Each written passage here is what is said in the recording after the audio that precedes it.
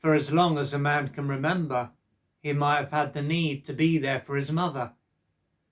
He may find that this is generally something that he doesn't have to think about doing, as being there for her is something that just happens.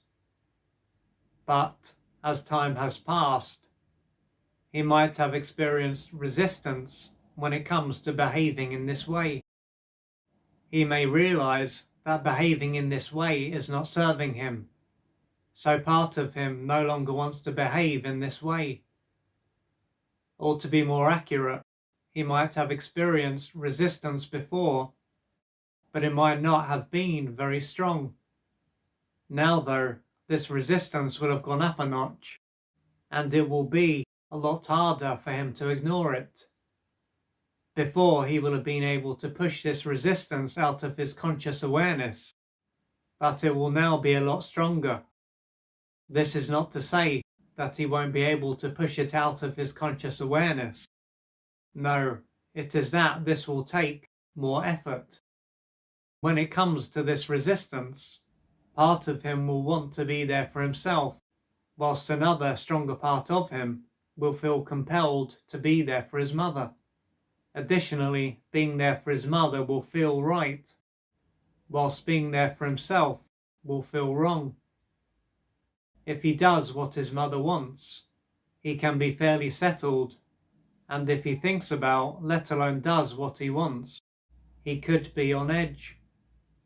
Naturally, with all this going on, it will seem as if he is here to meet his mother's needs. What could enter his mind is that if he was here to live his own life, this would be something that feels comfortable. Nevertheless, if he was here to meet his mother's needs, he wouldn't experience inner conflict. Instead, there would be no resistance, and all of his being would be happy to be there for her. So, the fact that this is not the case shows that something is not right, and that this is not how his life should be. If he does think about drawing the line and making it clear to her that he can no longer live in this way, he could end up feeling guilty and anxious. Based on this, it will be as though he is doing something wrong and that his survival is under threat. In reality, he won't be doing anything wrong by doing this. He will be doing the right thing by doing this. Still, for his life to change, it will be clear that he needs to resolve the conflict that is inside him. What could cross his mind is why he is so conflicted and why living his life doesn't feel comfortable. If this is how he has been for as long as he can remember, it could show that his mother was unable to see him as an individual during his formative years, and realize that he had his own needs and feelings. Consequently, he would have had to adapt to her needs and lose touch with his own needs and feelings. In other words, he had to lose touch with his true self and create a disconnected false self in order to survive. This is why he will experience inner conflict, as his true self will want one thing and his false self will want something else. If he was not used in this way, he probably wouldn't have a repressed true self and a domineering false self. He would just have one self. To this false self, the only way for him to feel that he is doing the right thing and to survive will be to be there for his mother. The reason for this is that during his early years, if he wasn't there for her, he is likely to have been punished, disapproved of, rejected and/or abandoned. With this in mind, what he fears will happen if he lives his own life will relate to what he has already experienced.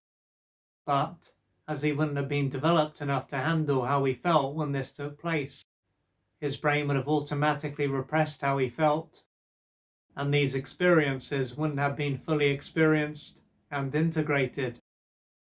Thanks to this, the anxiety that he experiences when he thinks about or attempts to live his own life will be a sign of what has not been resolved inside him. for him to gradually put the past behind him and to let go of his false self, and thereby let go of the conflict inside him. He will most likely have a lot of pain to work through and unmet developmental needs to experience. With that said, if you are a man in this position and you are heavily conflicted, so being there for your mother feels right and being there for yourself feels wrong, this doesn't mean that being there for her is actually right and being there for yourself is wrong. This will just be a sign of what took place during your early years and how you had to create a disconnected false self in order to survive. And it will be this false self that is causing you to experience inner conflict.